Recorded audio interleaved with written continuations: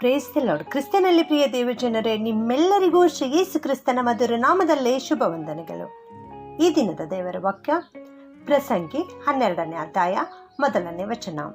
ಯೌವನದಲ್ಲಿಯೇ ನಿನ್ನ ಸೃಷ್ಟಿಕರ್ತನನ್ನು ಸ್ಮರಿಸು. Ecclesiastes 12th chapter 1st verse. Remember your creator while you are still Young.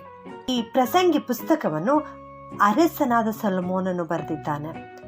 ದಾವೀದನ ಮಗನಾಗಿರ್ತಕ್ಕಂಥ ಜ್ಞಾನಿಯಾದ ಸೊಲೊಮೋನನು ಈ ಪ್ರಸಂಗಿ ಪುಸ್ತಕದ 12ನೇ ಅಧ್ಯಾಯದಲ್ಲಿ ಮುಪ್ಪಿನ ವಯಸ್ಸಿನಲ್ಲಿ ಏನೆಲ್ಲ ಕಷ್ಟಗಳು ಸಂಭವಿಸುವವು, ಏನೆಲ್ಲ ಕೇಡುಗಳು ಬರುವವು ಎಂಬುದನ್ನು ಇಲ್ಲಿ ವಿವರಿಸುತ್ತಾ ಹೇಳುತ್ತಾ ಇದ್ದಾರೆ. ಕಷ್ಟದ ದಿನಗಳು ಸಂತೋಷವಿಲ್ಲವೆಂದು ಹೇಳುವ ವರುಷಗಳು ಸಮೀಪಿಸುವುದರೊಳಗಾಗಿ ಯೌವನದಲ್ಲಿಯೇ ನಿನ್ನ ಸೃಷ್ಟಿಕರ್ತನನ್ನು ಸ್ಮರಿಸು ಎಂಬುದಾಗಿ ಇಲ್ಲಿ ನಮಗೆ ಒಳ್ಳೆಯ ಆಲೋಚನೆಯನ್ನು ಕೊಡ್ತಾ ಇದ್ದಾನೆ.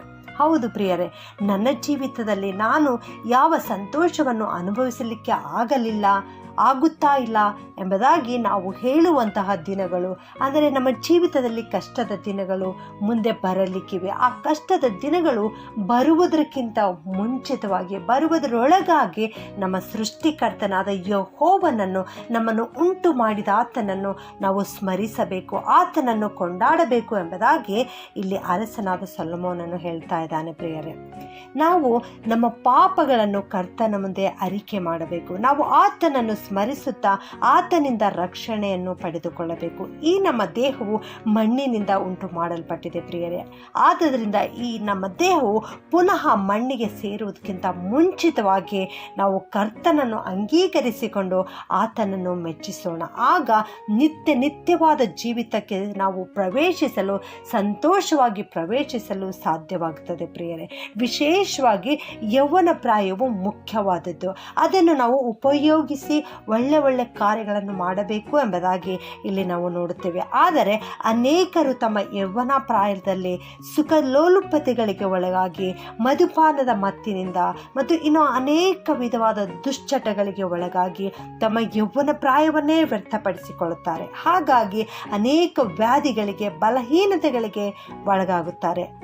ಆದುದರಿಂದ ಅರಸನಾದ ಸೊಲೊಮೋನನು ನಮಗೆ ಒಳ್ಳೆಯ ಆಲೋಚನೆಯನ್ನು ಕೊಡ್ತಾ ಇದ್ದಾನೆ. ಆ ಕಷ್ಟದ ದಿನಗಳು ಸಂತೋಷವಿಲ್ಲವೆಂದು ಹೇಳುವಂತಹ ವರುಷಗಳು ಬರುವುದರೊಳಗಾಗಿ ಯೌವನ ಪ್ರಾಯದಲ್ಲಿ ನಮ್ಮ ಸೃಷ್ಟಿಕರ್ತನನ್ನು ಸ್ಮರಿಸಬೇಕು ಎಂಬುದಾಗಿ ಇಲ್ಲಿ ಹೇಳ್ತಾ ಇದ್ದಾನೆ. ಹೌದು ಪ್ರಿಯರೇ, ಮುಪ್ಪಿನ ಅವಸ್ಥೆಯಲ್ಲಿ ಅನೇಕ ಕಷ್ಟಗಳು ಮುಂದೆ ಬರಲಿಕ್ಕಿವೆ ಎಂಬುದಾಗಿ ಈ ಅಧ್ಯಾಯದಲ್ಲಿ ಅರಸನಾದ ಸೊಲೊಮೋನನು ವಿವರಿಸುತ್ತಾ ಇದ್ದಾನೆ. ಮುಪ್ಪು ನಮ್ಮನ್ನು ಆವರಿಸಿದಾಗ ಯಾವ ಕೆಲಸವೂ ಮಾಡಲಿಕ್ಕೆ ಬರುವುದಿಲ್ಲ, ಯಾವ ಒಳ್ಳೆಯದರ ಕೆಟ್ಟದರ ಅರಿವು ಕೂಡ ನಮಗೆ ಇರುವುದಿಲ್ಲ. ಇಂಥ ಒಂದು ಪರಿಸ್ಥಿತಿ ನಮಗೆ ಬರಲಿಕ್ಕಿದೆ ಎಂಬುದಾಗಿ ವಿವರಿಸುತ್ತಾ 7ನೇ ವಚನದಲ್ಲಿ ನಮ್ಮ ಆತ್ಮವು ತನ್ನನ್ನು ದಯಪಾಲಿಸಿದ ದೇವರ ಬಳಿಗೆ ಸೇರುವುದು, ಇಷ್ಟರೊಳಗಾಗಿ ನಿನ್ನ ಸೃಷ್ಟಿಕರ್ತನನ್ನು ಸ್ಮರಿಸದಿರಬೇಡ ಎಂಬುದಾಗಿ ನಮಗೆ ಒಳ್ಳೆಯ ಆಲೋಚನೆಯನ್ನು ಕೊಡ್ತಾ ಇದ್ದಾನೆ. ಹೌದು ನನ್ನ ಪ್ರಿಯ ದೇವಜನರೇ, ನಾವು ಈ ಒಂದು ಸಮಯವನ್ನೇ ಸದುಪಯೋಗಪಡಿಸಿಕೊಂಡು ಈಗಲೇ ನಾವು ರಕ್ಷಣೆಯನ್ನು ಹೊಂದೋಣ. ಇದುವೇ ಆ ಸುಪ್ರಸನ್ನತೆಯ ಸಮಯ. ಇಂದೇ ನಾವು ಕರ್ತನನ್ನು ನಮ್ಮ ಹೃದಯದಲ್ಲಿ ಅಂಗೀಕರಿಸಿಕೊಳ್ಳೋಣ. ನಮ್ಮ ಚಿಕ್ಕ ಪ್ರಾಯದಲ್ಲಿ, ನಮ್ಮ ಯೌವನ ಪ್ರಾಯದಲ್ಲಿ ಇಂದೇ ನಾವು ಕರ್ತನನ್ನು ನಮ್ಮ ಹೃದಯದಲ್ಲಿ ಅಂಗೀಕರಿಸಿಕೊಳ್ಳೋಣ. ಪ್ರಾರ್ಥನೆ ಮಾಡಿಕೊಳ್ಳೋಣ. ಪ್ರೀತಿಯ ಪರಲೋಕದ ತಂದೆಯೇ, ನಿನಗೆ ಸ್ತೋತ್ರ ಉಂಟಾಗಲಿಪ್ಪ. ಇಂದು ನೀವು ಕೊಟ್ಟಿರೋ ವಾಕ್ಯಕ್ಕೋಸ್ಕರ ವಂದಿಸ್ತೇನಪ್ಪ. ಯೌವನ ಕಾಲದಲ್ಲಿಯೇ ನಿನ್ನ ಸೃಷ್ಟಿಕರ್ತನನ್ನು ಸ್ಮರಿಸು ಎನ್ನುವ ವಾಕ್ಯವನ್ನು ಕಲಿಸಿಕೊಟ್ಟಿದ್ದೆ ತಂದೆಯೇ, ನಿನಗೆ ಸ್ತೋತ್ರಪ್ಪ. ನೀನು ನಮ್ಮನ್ನು ಉಂಟು ಮಾಡಿರುವ ಆತನು ಕರ್ತನೆ, ನೀನು ನಮ್ಮ ಸೃಷ್ಟಿಕರ್ತನು ದೇವರೇ, ಅದಕ್ಕಾಗಿ ನಿನಗೆ ಸ್ತೋತ್ರಪ್ಪ. ನೀನು ನಮ್ಮನ್ನು ಆಶೀರ್ವದಿಸಿದ್ದೀರಿ, ಒಳ್ಳೆ ಆರೋಗ್ಯದಿಂದ ನಡೆಸ್ತಾ ಇದ್ದೀರಿ, ಅದಕ್ಕಾಗಿ ನಿನ್ನನ್ನು ಕೊಂಡಾಡುತ್ತೇನಪ್ಪ. ನೀನು ನಮ್ಮ ಜೀವಿತದಲ್ಲಿ ಮಾಡಿರುವ ಎಲ್ಲ ಆಶೀರ್ವಾದಗಳನ್ನು ನೆನೆಸಿ ನಿನಗೆ ಕೊಂಡಾಡುತ್ತೇವೆ, ಸ್ತುತಿಸ್ತೇವೆ, ಆರಾಧಿಸ್ತೇವೆ ಕರ್ತನೆ.